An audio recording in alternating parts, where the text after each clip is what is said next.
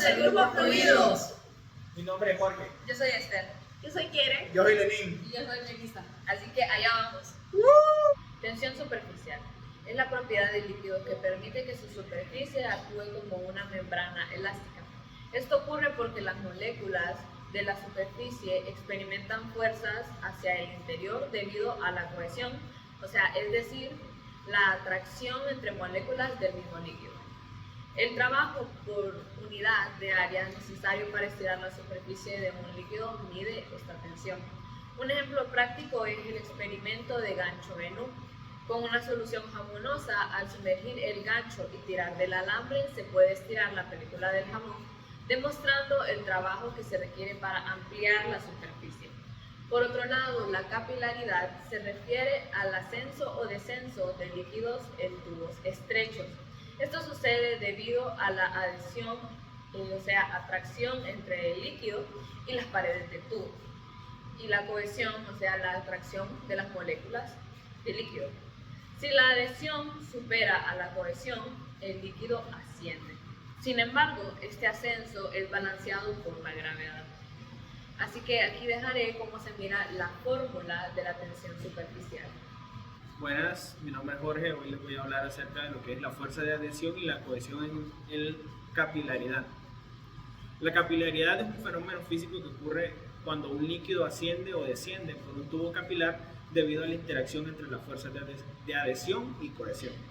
La diferencia entre líquidos que mojan y los que no serían líquidos que mojan, por ejemplo, tenemos uno de ellos que es el agua. Se adhieren a las superficies con facilidad debido a que las fuerzas de adhesión entre las moléculas del líquido y la superficie son mayores a las de la cohesión entre las moléculas del líquido. Esto provoca que el menisco sea cóncavo. Los líquidos que no mojan, por ejemplo, uno de ellos es el mercurio, no se adhieren a las superficies porque las fuerzas de cohesión son mayores que las de adhesión. Esto resulta en un menisco convexo. Número 2, ejemplo de capilaridad en biología, sería el transporte de agua en las plantas. Las plantas aprovechan la capilaridad para trasladar el agua y los nutrientes desde las raíces hasta lo que son las hojas a través de los vasos conductores que son los xilemas. Número 3, la importancia en el cuerpo humano sería la irrigación celular. La capilaridad facilita el movimiento de fluidos en los pequeños capilares sanguíneos, permitiendo que la sangre alcance células distantes para aportar oxígeno y nutrientes, que es algo esencial para nosotros. La distribución de fluidos en tejidos espacios intercelulares. La capilaridad influye en la difusión de los líquidos intersticial hacia las células, asegurando su hidratación y bien funcionamiento.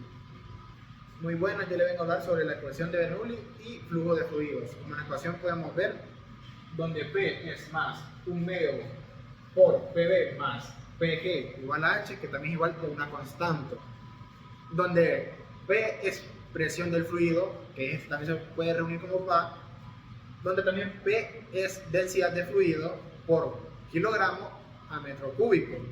V es velocidad del fluido, que es metro por segundo. G es aceleración gravitatoria, que ya la conocemos, que es la gravedad de la Tierra, que es 9.8 metros por segundo cuadrado. Y la H es de altura relativa con respecto al punto de referencia. Para poder aplicar ocupamos un par de puntos, que sería el flujo laminar, el flujo ideal, incompresibilidad, diferencias pequeñas de presión y línea de corriente constante. Esto también lo podemos contar en diferentes dispositivos de medicina, como pueden ser ventiladores, oxigenadores y también en giganómetros.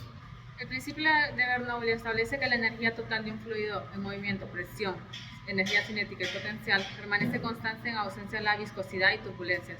En medicina, este principio se aplica en el análisis de flujo sanguíneo, la respiración arterial y el drenaje de líquidos corporales.